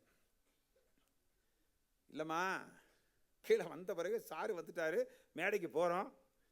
இல்லைம்மா, நீ ஒரு 5 நிமிஷம் என்ன பேச முடியுதோ பேசு, செந்தமிழில் பேச வேண்டாம், அடுக்கு தமிழில் பேச வேண்டாம், அழகு தமிழில் பேச வேண்டாம், சும்மா பேசு, ஏதோ ஒரு 5 நிமிஷம் ஏற்புரை. ஏன்னா அவரும் உட்காந்துட்டு இல்லை பேச மாட்டேங்கன்னு சொன்னால் ரொம்ப வருத்தப்படுவார்ல அவர். என்னடா ஏமா, நீ நான் கலெக்டராக போகிறேன் நாளைக்கு, கலெக்டராக போய் பேசித்தான் ஆகணும், சும்மா பேசு 5 நிமிஷம். சார் அப்போவே சொன்னேன்ல சார். கடைசியில் மேடையில் ஏற்றியாச்சு. மேடையில் ஏறின பிறகு சார் உட்காந்துருக்காரு, இறையன்பு சார் உட்காந்துருக்காரு. நான் தான் அந்த 2 பேர்த்தையும் அறிமுகப்படுத்தி பேசுகிறேன். உங்களுக்கு ஒரு தகவல் சொல்கிறேன், பெரியவங்களுக்கு சொல்கிறேன். அந்த பொண்ணு ஐஏஎஸ் பாஸ் பண்ணும்போது எல்லா பேப்பர்லையும் கொட்டை எழுத்தில் என்ன வந்து தெரியுங்களா, பெரிய எழுத்தில் என்ன வந்து தெரியுங்களா, கார் டிரைவரின் மகள் கலெக்டர் ஆனார்னு வந்துச்சு. சத்தியமங்கலத்தில் ஒரு கார் டிரைவர், அந்த கார் டிரைவருடைய பொண்ணு. அது படிக்காதவர், அவர் ஒன்றும் சில பேர் படித்து வேலை கிடைக்கலன்னு கார் டிரைவர் ஆகியிருப்பாங்க, அதில் சொந்த கார் வச்சுக்கிட்டு கார் டிரைவராகவும் இருப்பாங்க. அப்படி இல்லை, ஏழ்மையான குடும்பத்தில். ஆனால் ஏழ்மையானனால உழைக்கிற நாணயமான குடும்பத்தில் பிறந்தவங்க. ஏழ்மையான குடும்பத்தில் சாதாரணமான குடும்பம் நான் சொல்ல மாட்டேன், அவங்களாம் நாணயமானவங்க, உழைச்சி பிழைக்கிறவங்க. ஆனால் கல்வி பின்புலமே கிடையாது, சொந்தக்காரங்க யாரும் கல்வி பெற்றவங்க கிடையாது, யாரும் கைட் பண்ணுறதுக்கு ஆள் கிடையாது, யாரும் பின்னால் இருந்து ஊக்கப்படுத்துறதுக்கு ஆள் கிடையாது. ஆனால் அந்த பொண்ணு மேடையில் வந்து பேச்சு என்னால் மறக்க முடியல. பேசினப்ப சொல்லிச்சு, ஆனால் மேடையில் வந்து பேசுகிறப்ப அப்படியே சிரிச்சுக்கிட்டே சாதாரணமாக பேச ஆரம்பிச்சிருச்சு. சார் ஒன்றும் இல்லைங்க சார், நான் முதலே சொன்னேன், ஆனால் கட்டாயமே பேச சொல்லிட்டாரு அப்படின்னு சொல்லிட்டு. ஒரு 7-8 பேர் இருக்கும் மக்கள். ஏன்னா ஈரோடு புத்தகத்தில் மாலை நேர சொற்பொழிவு நிகழ்ச்சி நீங்கள் யூடியூப்பில் பார்த்தீங்கன்னா ஒரு 10,000 பேர் 5,000 பேருங்கிற சாதாரணமாக இருக்கும் அந்த கூட்டத்தில். ஏன்னா இறையன்பு சார் பேச வராருன்னா அது இப்படி வந்திருக்கும் கூட்டம். அந்த கூட்டத்தில் அப்படியே அந்த கூட்டத்தை பார்த்து, அப்படியே கடல் போர் இருக்கிற கூட்டத்தை பார்த்து அந்த பொண்ணு கடைசியில் சொல்லிச்சு, நான் வந்து கவர்மெண்ட் ஸ்கூலில் படித்தேன், அந்த ஸ்கூலில் ஒரு வாத்தியார் இருந்தார், அந்த வாத்தியார் கிளாஸாக வந்தார், பாருங்கள் கிளாஸாக வந்தார். யாரெல்லாம் ஈரோடு புக் ஃபெஸ்டிவலுக்கு, ஈரோடு புத்தக திருவிழாவுக்கு போக விரும்புகிறீங்க? இதாங்க ஆசிரியர் வேலை. ஆசிரியர் வேலைன்னா அந்த பாடத்தை ஒழுங்காக சொல்லி தருது, மார்க் ஒழுங்காக வாங்க வைக்கிறது, ப்ராக்ரஸ் ரிப்போர்ட் ஒழுங்காக கொடுக்கறது, அப்பா கையெழுத்து வாங்கிட்டு சொல்கிறது மட்டுமல்ல. ஆசிரியர் வேலைங்கிறது சாதாரண வேலை அல்ல, அது வெறும் சம்பளம் வாங்குகிற வேலை அல்ல, ஒரு சமுதாயத்தை உருவாக்குகிற வேலை.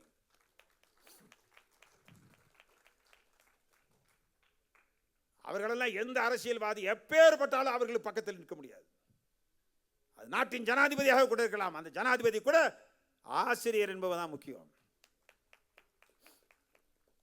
அப்போ அந்த ஆசிரியர் கிளாஸாக வந்தார். யாரெல்லாம் ஈரோடு புத்தக திருவிழாவுக்கு போக விரும்புகிறீங்க, கை தூக்குங்கன்னாரு. எங்கள் கிளாஸில் 5-6 பேர் கை தூக்குனா, நான் ஒரு ஆள்.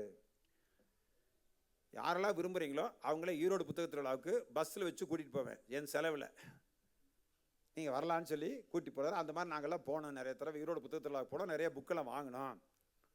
அவர் வீட்டில் கொண்டாந்தா அந்த புஸ்தகம் நிறையா வாங்கிட்டோம். எங்கள் அப்பா கேட்டார், என்னது இல்லை, வாத்தியார் சொன்னார் ஈரோடு புத்தக திருவிழாக்கு யாரெல்லாம் பிரியப்படுறீங்களா வாங்கினாரு. நாங்கள்லாம் போனோம். அப்போ நான் வந்து புஸ்தகம் இப்போல நிறையா புஸ்தகம் இருக்கு. அவன் நிறையா புஸ்தகம் இருக்குது. 2000 ரூபாய்க்கு புக் வாங்கினேன். எத்தனை ரூபாய்க்கு புக் வாங்க? 2000 ரூபாய்க்கு வாங்கினேன். 2000 ரூபாய்க்கு புத்தகம் வாங்க நம்ம வீட்டு பட்ஜெட் தாங்குமா? எந்த அடிப்படையில் 2000 ரூபாய்க்கு வாங்கினேன்? இல்லை ரொம்ப நாளாக நான் சேர்த்து வச்சுருந்த பணம், நீங்கள் கொடுத்தது, உறவினர்கள் கொடுத்தது, சேர்த்து வச்சுருந்தது 2000 ரூபா. அந்த ரூபா 4-5 தடவை போய் அத்தனையும் 2000 ரூபாய்க்கு வாங்கினேன், டோட்டலாக வாங்கி வச்சுருக்கேன் என்று சொன்ன பிறகு இனிமேல் இதான் கடைசி. இனி புத்தக திருவிழாவுக்கு போனேன், பணத்தை வாங்க செலவு பண்ணி புத்தகம் வாங்கினேங்கிற வரவே கூடாது என்று எங்கள் அப்பா சொன்னார். ஏனென்றால் எங்கள் அப்பாவுக்கு இந்த புத்தக வாசிப்போட முக்கியத்துவம் தெரியவில்லை. ஆனால் எனக்கு அது தெரிஞ்சதுனால, எங்கள் வாதியார் சொல்லி கொடுத்ததுனால, எங்கள் வாதியார் ஆர்வமாக புத்தக திருவிழாவுக்கு புத்தக திருவிழாவுக்கு ஒழுங்காக ஆசிரியர்களால் அழைத்து வரப்பட்டு அந்த மாணவர்கள் பயிற்றுவிக்கப்பட்டால் அவர்கள் என்ன ஆவார்கள் என்பதற்கான உதாரணம் இது. அப்புறம் கடைசியில் எங்கள் அப்பாட்ட திட்டு வாங்க வேண்டியதை போச்சு, வேறு வழி இல்லை. எங்கள் அப்பாட்ட சொன்னேன், ஆனால் அவர் அதில் உறுதியாக இருந்துட்டார். வீட்டு பட்ஜெட் அப்படி, சூழ்நிலை அப்படி. ஆனால் ஃபஸ்ட் டைம் நான் ஐஏஎஸ்னால் எனக்கு என்னன்னே தெரியாது. சில பேர் பாருங்கள் 5ஆம் கிளாஸ் படிச்சுட்டு இருப்பான். அவனை நம்ம பையன், நம்ம வீட்டு பையன் 5ஆம் கிளாஸ் படிச்சுட்டு இருப்பான். நம்ம பேரன் 5ஆம் கிளாஸ் படிச்சுட்டு இருப்பான். 4ஆம் கிளாஸ் தான் படிப்பான். அவனை கூப்பிட்டு, நீ என்ன, வாட்ஸ் யூர் ஃபியூச்சர் ப்ரொஃபஷன், என்னவாக விரும்புகிற? அவன் ஐஏஎஸ் ஆக விரும்புகிறேன். அவன் சும்மா இல்லாட்டி கூட அவன் ஐஏஎஸ் ஆக விரும்புகிறேன்னு சொல்லு. அப்படி சொல்லி சொல்லி சொல்லி வளர்க்குறோம் இல்லையா? அந்த சூழ்நிலை அந்த குடும்பத்தில் இல்லை. அந்த ஐஏஎஸ் என்னென்னு பெருசாக தெரியாது. கலெக்டர் ஐஏஎஸ் அது தெரியுமே தவிர அது எப்படி படிக்கிறது, ஏன் படிக்கணும், அதெல்லாம் தெரியவே தெரியாது. ஆனால் ஐஏஎஸ்ங்கிறத நான் படிக்கிற போது, ஹையர் செகண்டரி படிக்கிற போது, அதுக்கப்புறம் காலேஜில் நுழைஞ்ச போது நான் கேள்விப்பட்ட பிறகு, அப்படி பற்றி தெரிஞ்ச பிறகு, நண்பர்களால் தெரிஞ்சுக்கிட்ட பிறகு நான் படிக்கணும்னு ஆசை வந்தது. படித்தேன். அதுக்கப்புறம் முதல் தடவை எடுத்து எக்ஸாம் எழுதினேன், ஃபெயிலு. நான் அந்த பொண்ணு பேசணுன்னு தான் உங்களுக்கு திரும்பி பேசுகிறேன். 2வது தடவை எழுதினேன், ஃபெயிலு. 3வது தடவை எழுதினேன், ஃபெயிலு. 4வது தடவை எழுதினேன். இப்போ ஐஏஎஸ்ஸாக வந்து உங்களோட உட்காந்துருக்கேன், சாரோட உட்காந்துருக்கேன். ஏங்க, நான் அந்த பொண்ணை பார்த்து உண்மையிலேயே ஆச்சரியப்பட்டேன். ஏன்னா நான் ஃபோனில் தான் முதல்ல பேசினேன், நான் பார்த்தது கிடையாது. ஃபோட்டோவில் கூட நான் பார்த்தது கிடையாது. நேராக, சார் நான் தான் சார், நீங்கள் ஃபோன் பண்ண வான்மதி சொன்னீங்கல்ல, நான் வந்துட்டேன் சார். அவங்க அப்பா அம்மாலாம் கூப்பிட்டு வரல, அது நான் வந்துட்டேன் சார். இறையன்பு சார் உள்ளே வந்திருக்காரு, வந்துட்டு சார் என்கிட்ட அட்டண்டன்ஸ் கொடுக்குது.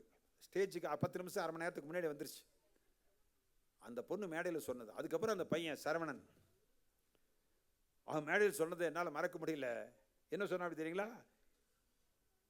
ஒன்றும் இல்லை, எங்கள் அம்மா வந்து ரொம்ப சந்தோஷமாக இருப்பாங்க, எப்பயுமே ரொம்ப மகிழ்ச்சியாக, ரொம்ப வறுமை, சாதாரண குடிசை வீடு, சாதாரண வீடு. ஆனால் எங்கள் அம்மா வறுமையில் இருந்தாலும் எங்கள் ஃப்ரெண்ட்ஸ் எல்லாம் வந்தாங்கன்னா, வீட்டுக்கு வந்தாங்கன்னா எல்லாத்துக்கும் காஃபி கொடுப்பாங்க, சந்தோஷமாக இருப்பாங்க. சில பேர் ஃப்ரெண்ட்ஸை கூட்டிகிட்டு போகலாம் வீட்டுக்கு சந்தோஷமாக, சில பேர் வீட்டுக்கு ஃப்ரெண்ட்ஸே கூட்டிகிட்டு போக முடியாது. போனால் அவ்வளோதான், தொலைஞ்சான் அடுத்த நாள் இருந்து. தெரியுதா உங்களுக்கு?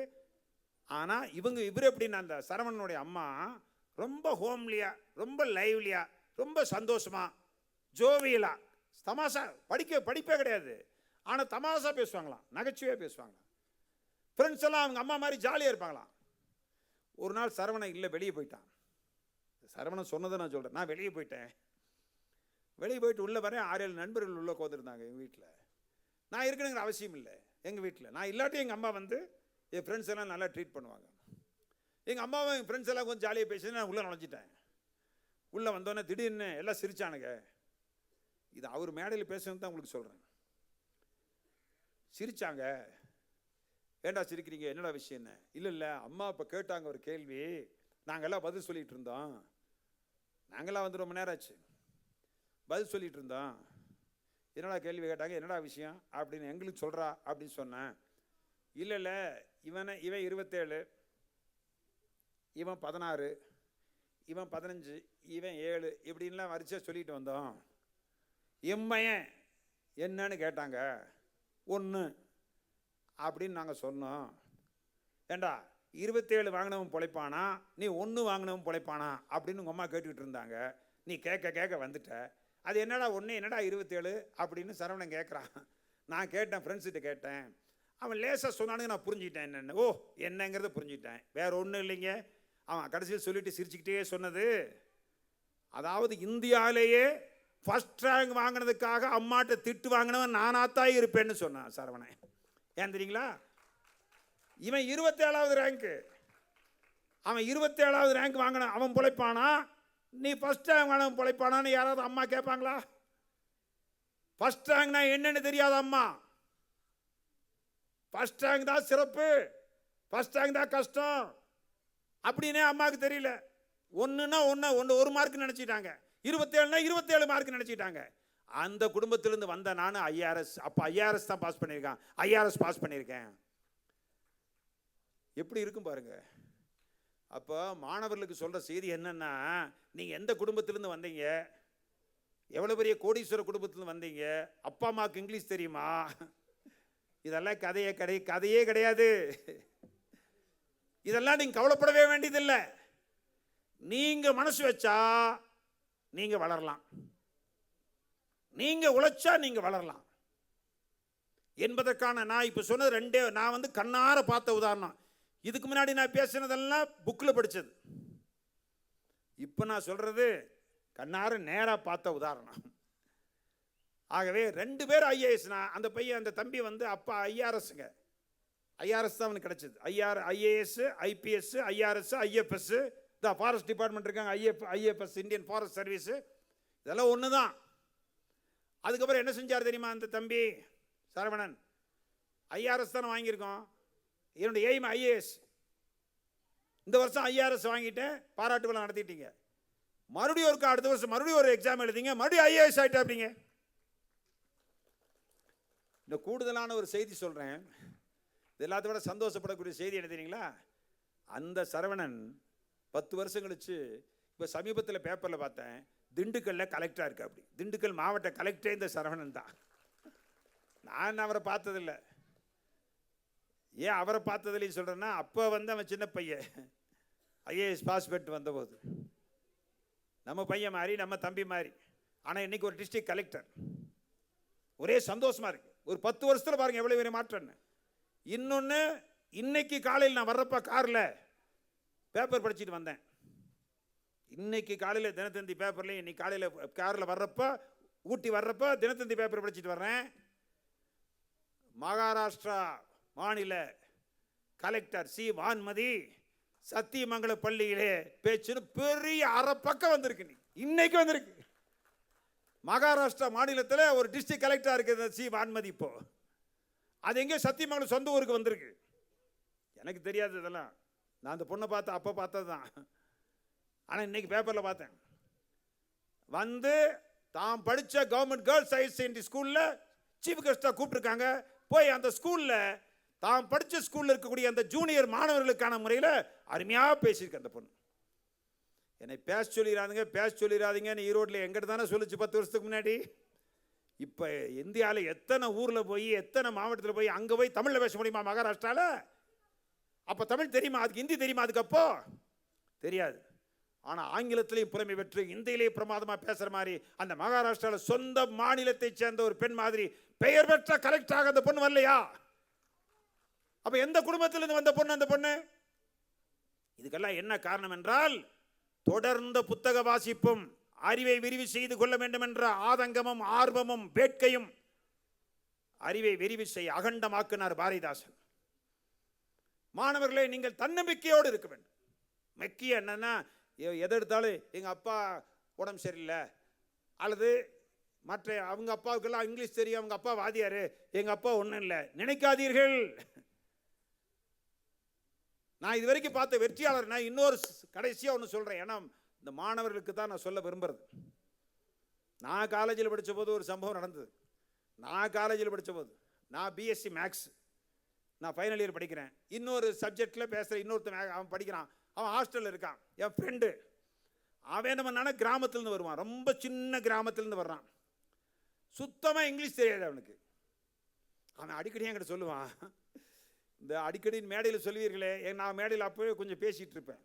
என்னென்ன, வெள்ளைக்காரன் வெளியே சென்று விட்டான், வெள்ளைக்காரன் வெளியேற்றப்பட்டு விட்டான், ஆங்கிலேயன் அப்புறப்படுத்தப்பட்டு விட்டான், 1947 ஆகஸ்ட் மாதம் 15ஆம் தேதி ஆங்கிலேயன் அப்புறப்படுத்த, இதெல்லாம் சொல்கிறீங்களே, அதுக்கு ஆங்கிலேயன் அப்புறப்படுத்தப்பட்ட போதே ஆங்கிலமும் அப்புறப்படுத்தப்பட்டிருக்க கூடாதான்னு கேட்பான் அடிக்கடி. இங்கிலீஷ் எனக்கு சுட்டு போட்டாலும் வராது. ஆனால் அவனுக்கு ரொம்ப தாழ்வு மனப்பான்மை, யார்ட்டையும் பேச மாட்டான், ரூமில் தனியாக லாக் பண்ணியிருப்பான். ஆனால் நான் போய் ஆசையாக மட்டும் பேசுவேன். அந்த மாதிரி பசங்க தான் நம்ம பேசணும், சந்தோஷமாக ஃப்ரெண்ட்ஷிப் வச்சுக்கணும். யாரையும் கிண்டல் பண்ணக்கூடாது, கேலி பண்ணக்கூடாது, அவங்கள தான் நம்ம மதிக்கணும். அந்த பையனை மதித்து அடிக்கடி பேசி ஃப்ரெண்ட் ஆகிட்டான், ரொம்ப தீவிர ஃப்ரெண்ட் ஆகிட்டான். நகைச்சுவையாக என்ன சொன்னான் தெரியுங்களா? சார் நான் தேடிக்கிட்டு இருக்கேன். அப்போல்லாம் நமக்கு ஈக்குவல் ஏஜாக இருந்தாலும் நான் கல்லூரியில் மாணவர் பேரவை தலைவர் அப்படியெல்லாம் இருந்தேன். சார் அப்படின்னு தான் சொல்லுவேன். டே சார்னு சொல்லாத, நம்மளாம் ஒரே வயசு. அப்படி ஒரு கிராமத்துலேருந்து வந்த தாழ்வு மனப்பான்மை அவனுக்கு. நாம் அதுக்கப்புறம் சொன்னால், சார் ஒரே ஒரு சின்ன சந்தேகம், எனக்கு +2ல் சாரி அப்போ எஸ்எஸ்எல்சியில் இங்கிலீஷ் பேப்பர் திருத்தினார்ல, அப்புறம் பியூசின்னு ஒன்று இருந்தது, நாங்களே படித்த பியூசியில் இங்கிலீஷ் பேப்பர் திருத்தினார்ல, அந்த வாத்தியார் நான் தேடிட்டு இருக்கேன் சார் அப்படின்னா. ஏய் நீ தேடினா கிடைப்பாரு, எவன்டா எந்த வாத்தியார் கண்டுபிடிக்கணும்? யார் இங்கிலீஷ் பேப்பர் திருத்துறான்னு கண்டுபிடிக்க முடியுமா? அது தெரியாது. நீ சாக வரை கண்டுபிடிச்சாலும் அடுத்த ஜென்மத்தில் வரைக்கும் தேடினாலும் கண்டுபிடிக்க முடியாது அப்படின்னு நான் சொன்னேன். இல்லை சார் வேடிக்கையாக நான் அப்படி எனக்கு அவர் மட்டும் கிடைச்சிட்டாருன்னா அவருக்கு ஒரு சிலை வைக்கணும் சார். எனக்கு பியூசியில் பேப்பர் திருத்தின வாத்தியார், எனக்கு எஸ்எஸ்எல்சியில் இங்கிலீஷ் பேப்பர் திருத்தின வாத்தியார், இந்த 2 வாத்தியாருக்கு சிலை வைக்கணும் சார். ஏப்பா அப்படி சொல்கிறேன்னு கேட்டால், சார் எனக்கு இங்கிலீஷ் சுட்டு போட்டாலும் வராது, அந்த கொஸ்டின் பேப்பரில் இருக்கிற இஸ்ஸு வாசு தேர் ஆறுன்னு இருக்குல்ல, இதையெல்லாம் மாற்றி மாற்றி உடச்சு போட்டு எல்லாத்துக்கும் பதில் எழுதுகிற மாதிரி எழுதுனேன், என்னை பாஸ் பண்ணி விட்டாங்க சார். இந்த பாஸ் பண்ணி விட்டாலும் சிலை வைக்கணுமா வேண்டாமா? சுத்தமாக இங்கிலீஷ் வராது. இங்கிலீஷ்னா ஆத தூரம் எழுந்திரிச்சு ஓடிடுவான். ஆனால் இங்கிலீஷில் பாஸ், ஜஸ்ட் பாஸ். 1 மார்க்கில் அவன் சும்மா தர்ம பாஸ் பண்ணியிருப்பாங்க, அவ்வளோதான். பாவம் போட்டு விடுறான்னு அந்த நல்ல வாத்தியாட்ட போயிருக்கு. ஆனால் என்னாச்சு தெரியுமா? அவன் கடைசியில் பேசிகிட்டு இருக்கும்போது சாதாரணமாக, ஒன்றும் வேண்டாப்பா, English paper Hindu Indian Express எல்லாம் இருக்குல்ல, அந்த மாதிரி பேப்பரை வாங்கி படி. அப்போ லிப்கோ டிக்ஷனரி ஒரே டிக்ஷனரி தான். ஆனால் இன்றைக்கி புத்தக திருவிழாவில் போய் பாருங்க, நிறைய டிக்ஷனரி இருக்குது. அந்த லிப்கோ டிக்ஷனரி ஒன்று வாங்கிக்க. அது ஏதாவது எழுத்து எனக்கு உனக்கு ஒரு வேர்டு புரியலைன்னா, ஒரு சின்ன ஒரு சொல் வார்த்தை புரியலைன்னா, நீ லிப்கோ டிக்ஷனரி பார்த்து எடுத்து எழுதிக்க, நோட் புக்கில் எழுதிக்க. அப்படியே இங்கிலீஷ் டெவலப் பண்ணிக்கலாம். டெய்லி பேப்பர் படிக்கணும். அதுக்கப்புறம் பேப்பர் வாங்க ஆரம்பித்தான், படித்தான். இண்டு பேப்பர் வாங்குவான், படித்தான். ஒரு 2 மாதம் கழிச்சு அவனை கேட்டேன், ஏப்பா இப்படி டெவலப்மெண்ட் இருக்கா, பரவாயில்லையா அப்படின்னு கேட்டபோது, பரவாயில்ல சார், முதல்லாம் நைட்டு 10 மணிக்கு படித்தா கூட தூக்கம் வராது சார். இந்த ஹிண்டு பேப்பர் படிக்க ஆரம்பிச்சதுலேருந்து நைட்டு படிக்க ஆரம்பித்தோம்னா படித்து கொஞ்ச நேரத்துலேயே தூக்கம் வந்துடுது சார், பிரச்சனை இல்லை சார். நான் நகைச்சுவையாக பேசுகிறேன். கடைசியில் அந்த மாதிரி படித்து கடைசியில் 3rd இயர் படிக்கிற போது அவன் அதில் ஏதோ விளம்பரம் வந்திருக்கு. அந்த விளம்பரத்தை பார்த்து சென்னை மெட்ராஸ் யூனிவர்சிட்டியில் புதுசாக ஒரு கோர்ஸ் வந்தது. அந்த கோர்ஸ் தமிழ்நாட்டிலே 10 பேர் தான் சேர்த்துவாங்க அந்த கோர்ஸில். அப்போல்லாம் புது கோர்ஸ் வர்றது ரொம்ப ரேர். அதுக்கு அப்ளை பண்ணியிருக்கான், கிடச்சிருச்சு. ஃப்ளூக்கில் கிடச்சிருச்சு. எப்படா கிடச்சதுன்னா, 10 சீட்டு உண்டுங்க, 7 பேர் தான் தமிழ்நாட்டிலே அப்ளிகேஷன் போட்டான். அதில் நான் ஒரு ஆள் ஜஸ்ட் பாஸ் பண்ணேன், எனக்கு கிடச்சிருச்சு. மெட்ராஸ் யூனிவர்சிட்டிக்கு போனானுங்க. அதுக்கப்புறம் ஒரு 5-6 மாதம், 1 வருஷம் 1.5 வருஷம் கழிச்சு நான் மெட்ராஸ் யூனிவர்சிட்டியில் இதே மாதிரி ஒரு ஸ்பீச்சுக்காக கூப்பிட்டுருந்தாங்க, போயிருந்தேன்.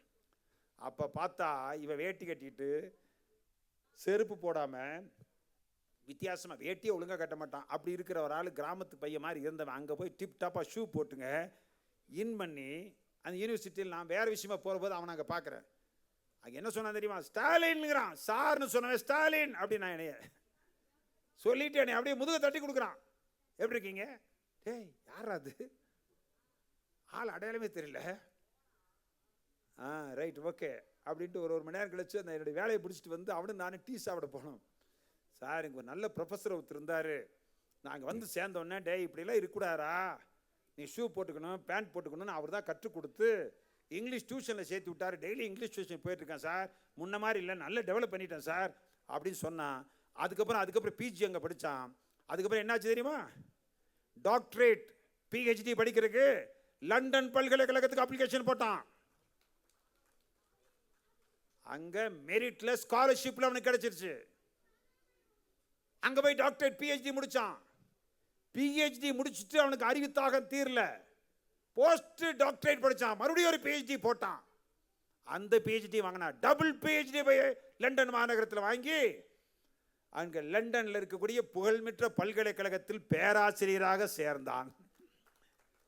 யாராவது நீங்கள் மாணவர்களை விடுங்க, அவங்களுக்கு புரியாது, கதை மாதிரி கேட்பாங்க. கொஞ்சம் பேர்த்துக்கு புரியலாம், புரியாமல் இருந்தாலும் பரவாயில்ல, செய்தி தெரியட்டும். ஆனால் பெரியவங்களாம் யோசிச்சு பாருங்க, கற்பனை கெட்டுதா? இது நேரடியான கிடைச்ச அனுபவம். அதுக்கப்புறம் என்ன பண்ண தெரியுமா? அங்க இருக்கிற பெரிய ப்ரொஃபசர், டாக்டரேட் படிச்ச பெரிய ப்ரொஃபசர் லேடியை கல்யாணம் பண்ணிட்டான். இந்த 2 பேரும் இங்கிலாந்து பல்கலைக்கழகத்திலிருந்து அவங்க மெரிட்னால அமெரிக்காவில் வேறொரு பல்கலைக்கழகத்துக்கு அப்ளிகேஷன் போட்டு 2 பேரும் அமெரிக்க பல்கலைக்கழகத்தின் பேராசிரியர் ஆயிட்டாங்க. எங்க இதெல்லாம் கற்பனையில் எட்ட முடியுதா? ஒரு இங்கிலீஷ் படிக்க முடியல, தூக்கம் வருது.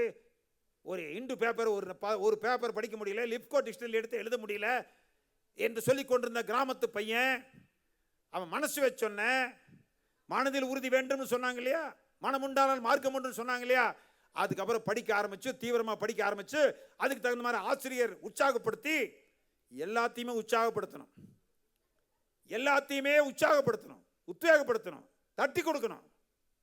டே ஏன்டா இந்த மாதிரி ட்ரெஸ் போட்டு வரேன்னா, அவன் வேணா போட்டு வரான், அவன் கிராமத்தில் பிறந்தவன் இப்படி தான் போட்டு வருவான். ஆசிரியர் பார்த்து இப்படிலாம் போடக்கூடாதா, நானே வர்றேன்டா, நானே இப்படி ட்ரெஸ் எடுத்து கொடுக்குறேன்டா, நீ இப்படி இருந்தால் தான்டா மெட்ராஸில் மரியாதை, நீ இங்கிலீஷ் டியூஷனுக்கு போடா, நான் வந்து இங்கிலீஷ் டியூஷனுக்கு சேர்த்து விடுறேன்டா. இதாங்க வாத்தியார் வேலை. அந்த அருமையான வாத்தியார், இங்கே எப்படி இந்த வான்மதிக்கு ஒரு வாத்தியார் கிடைச்சாரோ அது மாதிரி அந்த பையனுக்கு மெட்ராஸில் ஒரு ப்ரொஃபஸர் கிடைச்சிருக்காரு, அருமையான ப்ரொஃபஸர். அதனால அவன் எங்கே போயிட்டான் பாருங்க. அவங்க அப்பா அம்மா பேக்ரவுண்டில் கிடையாதுங்க. நான் சொன்ன ஆளுக்கெல்லாம் பேக்ரவுண்டு, எந்த பேக்ரவுண்டும் கிடையாது. ஆகவே நான் இந்த நீலகிரி புத்தக திருவிழாவில் இது மாதிரி நிகழ்ச்சிகளை சொல்லிக்கிட்டே போகிறதுனா ஏராளமாக சொல்லிக்கிட்டே போயிட்டுருக்கலாம். ஆனால் நான் சொல்ல விரும்புவது, நீங்கள் எந்த புத்தகத்தை, சிறந்த புத்தகத்தை தேர்வு செய்து எடுத்து படித்தாலும் அந்த புத்தகம் நம்முடைய வாழ்க்கைக்கு புத்தொளி பாய்ச்சும் என்பதிலே எந்த சந்தேகமும் இல்லை. நம்முடைய குழந்தைகளை, நம்முடைய மாணவர்களை, நம்முடைய பகுதியில் இருக்கக்கூடிய அந்த மற்ற குழந்தைகளை எல்லாம் நான் படிக்க வைப்பதற்கு படிக்காதவர்கள் யாரும் இல்லை. தங்க தமிழ்நாட்டில் உயர்கல்வி படிக்காதவர் எவரும் இல்லை என்ற சூழல் உருவாக வேண்டும். இன்னைக்கு இந்தியாவிலேயே நம்ம கம்பீரமாக சொல்லலாம், இந்தியாவிலேயே தமிழன் என்று சொல்லலாம், தலை நிமிர்ந்து நில்லடா என்று நாமக்கல் கவிஞர் சொன்னார். அது போல தலை நிமிர்ந்து சொல்லலாம், இந்தியாவில் உயர்கல்வியில் தலை நிமிர்ந்து இருப்பது தமிழ்நாடு தான் என்று சொல்லலாம். இப்போ சொல்லலாம், இந்த தேதியில் சொல்லலாம், உயர்கல்வியிலே தலை நிமிர்ந்து நிற்பது எந்த மாநிலம் என்று கேட்டால் அது தங்க தமிழகம் தான். ஆனால் இப்போதும் படிக்காதவர்கள் இருக்கிறார்கள், இப்போதும் படிக்க முடியாதவர்கள் இருக்கிறார்கள், இப்போதும் படிக்க வைக்க முடியாத பெற்றோர்கள் இருக்கிறார்கள். ஆகவே நம்முடைய யார் ஈச் ஒன் கேட்ச் ஒன் என்று சொன்னானே, அது போல ஈச் ஒன் டீச் ஒன், நாம் எல்லோரும் சேர்ந்து இந்த ஒட்டுமொத்த சமூகத்தையே கல்வி பெற்ற சமூகமாக உயர்த்த வேண்டும். அதுக்கு நீலகிரி புத்தக திருவிழா போன்ற திருவிழாக்கள் மனிதனை அறிவுள்ளவனாக, மனிதனை ஆற்றல் உள்ளவனாக, அவனுக்கே தெரியாம ஒரு ஆளுமை மிக்கவனாக, நிர்வாக திறமை மிக்கவனாக, தலைமை தகுதி உள்ளவனாக இந்த புத்தகங்கள் மாற்றும். ஆனால் புத்தகத்தை தொடர்ந்து இடையறாமல் அவன் வாசிக்க வேண்டும், நல்ல புத்தகமாக தேர்வு செய்து வாசிக்க வேண்டும். அது எவ்வளவு பெரிய புத்தகம் என்பது கணக்கல்ல, என்ன விலை கொண்ட புத்தகம் என்பது கணக்கல்ல, சாதாரண விலையா இருக்கும். நான் ஒரு 25 வருஷத்துக்கு முன்னாடி 32 பக்கத்தில் ஒரு புத்தகம் படித்தேன். தாமஸ் ஆல்வா எடிசனுடைய வாழ்க்கை வரலாறு, 32 பக்கம் மட்டுமே. அது எழுதியது வே. சாமிநாத சர்மா, ஒரு தமிழ் எழுத்தாளர், அருமையான ஆளு, மறக்கக்கூடாத, மறக்க முடியாத ஒரு மா மனிதர் வே. சாமிநாத சர்மா. அப்போ நான் வாங்கி படித்தப்போ அவருடைய மேன்மை எனக்கு தெரியாது. ஆனால் தாமஸ் ஆல்வா எடிசனை பற்றி அதுக்கு முன்னாடி நான் எத்தனையோ புத்தகங்கள் படிச்சிருந்தாலும் அந்த 32 பக்கத்தில் 15 ரூபாய்க்கு வாங்கி படித்த அந்த புத்தகம் எனக்குள்ள ஒரு பெரிய தாக்கத்தை ஏற்படுத்தியது. அதுக்கு பிறகு அந்த அமெரிக்காவுக்கு சொற்பொழிவுக்காக நான் 2-3 முறை சென்ற போது அந்த தாமஸ் ஆல்வா எடிசனுடைய அவன் எங்க ஆராய்ச்சி கடைசி 6 ஆண்டுகள் ஆராய்ச்சி செய்தாரோ, எங்க ஆராய்ச்சியில் வெற்றி பெற்றாரோ, எங்க புதிய புதிய கண்டுபிடிப்புகளுக்கான ஆய்வுக்கூடத்தை நிறுவினாரோ, அந்த ஆய்வுக்கூடத்தை நேரடியாக போய் ஒரு நாள் முழுக்க இருந்து பார்க்கிற வாய்ப்பை பின்னாலே பெற்றேன். அதுக்கெல்லாம் காரணம் அந்த 32 பக்கங்கள் படித்த புத்தகம் தான். அந்த புத்தகம் தான் அமெரிக்காவுக்கு சென்ற போது தாமஸ் ஆல்வா எடிசன் ஊர் இது, தாமஸ் ஆல்வா எடிசன் வாழ்ந்த பகுதி எது, தாமஸ் ஆல்வா எடிசன் ஆராய்ச்சி செய்த ஆராய்ச்சி கூடம் இன்றும் இருக்கிறதா, இருக்கிறது என்றால் போய் பார்க்கலாமா என்றெல்லாம் அங்கிருந்த நண்பர்கள்ட்ட கேட்டு அந்த நண்பர்களையும் அழைத்து சென்று அங்கு போய் பார்க்க வேண்டும் என்ற கருத்தும் சிந்தனையும் எனக்கு உருவானதற்கு காரணம் ஒரு 25 ஆண்டுகளுக்கு முன்பு படித்த 32 பக்கமே கொண்ட வே. சாமிநாத சர்மா எழுதின தாமஸ் ஆல்வா எடிசன் என்ற புத்தகம் தான். அருமையான புத்தகம். அதுக்கு பிறகு நான் அங்கிருந்து வாங்கிட்டு வந்தது இந்திய விலைப்படி 3000 ரூபா. இங்கிலீஷ் புக், உலகத்திலே தலை சிறந்த புத்தகம். தாமஸ் ஆல்வா எடிசனுடைய வாழ்க்கையை சொல்லக்கூடிய பிரமாதமான புத்தகம். அந்த புத்தகத்தை நான் அங்கு வாங்கி வந்தேன். அங்கு ஆய்வு கூடத்திலே வாங்கிட்டு வந்தேன். இந்த புத்தகத்தை கூட வாசிக்க தூண்டுதலாக இருந்தது அந்த சிறு புத்தகம் தான். ஆகவே புத்தகம் சிறியதா பெரியதா என்றல்ல, விலை குறைவா அதிகமா என்றல்ல, பழைய புத்தகமா புதிய புத்தகமா என்றல்ல. பழைய புத்தக கடையில் போனீங்கன்னா 5 ரூபா 10 ரூபாய்க்கு காண கிடைக்காத காலப்பெட்டகமான புத்தகங்கள் கிடைக்கும். ஆகவே மாணவ செல்வங்களே, பொதுமக்களே, அன்பிற் சிறந்த நண்பர்களே, அலுவலர்களே, நாம் ஒரு புத்தம்புது தமிழகத்தை உருவாக்குவோம். அந்த தமிழகத்தில் அறியாமை நீங்கிய அற்புதமான அனைவரும் சமம், அனைவரும் சமம், உயர்ந்தவர்கள் தாழ்ந்தவர்கள் இல்லை. சாதி சண்டை போச்சோ, உங்கள் சமய சண்டை போச்சோ, நீதி சொல்ல வந்தாய் கண்மு நிற்கும் அது போடா என்று சொன்னானே பாரதி. சாதி மதங்களை பாரோம், உயர் ஜன்மம் இத்தேசத்தில் எய்தினர் ஆயின், வேதியர் ஆயினும் ஒன்றே, அன்றி வேறு குலத்தினர் ஆயினும் ஒன்றே என்று ஆனந்த கூத்தாடினானே மகாகவி பாரதி. அந்த சாதி பேதம் இல்லாத, ஏற்றத்தாழ்வு இல்லாத, அனைவரையும் மதிக்கின்ற, அனைவரையும் துதிக்கின்ற, அனைவரையும் உள்ளடக்குகிற, அனைவரும் மகிழ்வாக இருக்கிற, அனைவரும் சந்தோஷமாக இருக்கிற அற்புதமான தமிழகத்தை உருவாக்க வேண்டும் என்றால் ஆற்றல் மிக்கவர்களாக, ஆளுமை மிக்கவர்களாக, அறிவு மிக்கவர்களாக நாம் உருவாக வேண்டும்.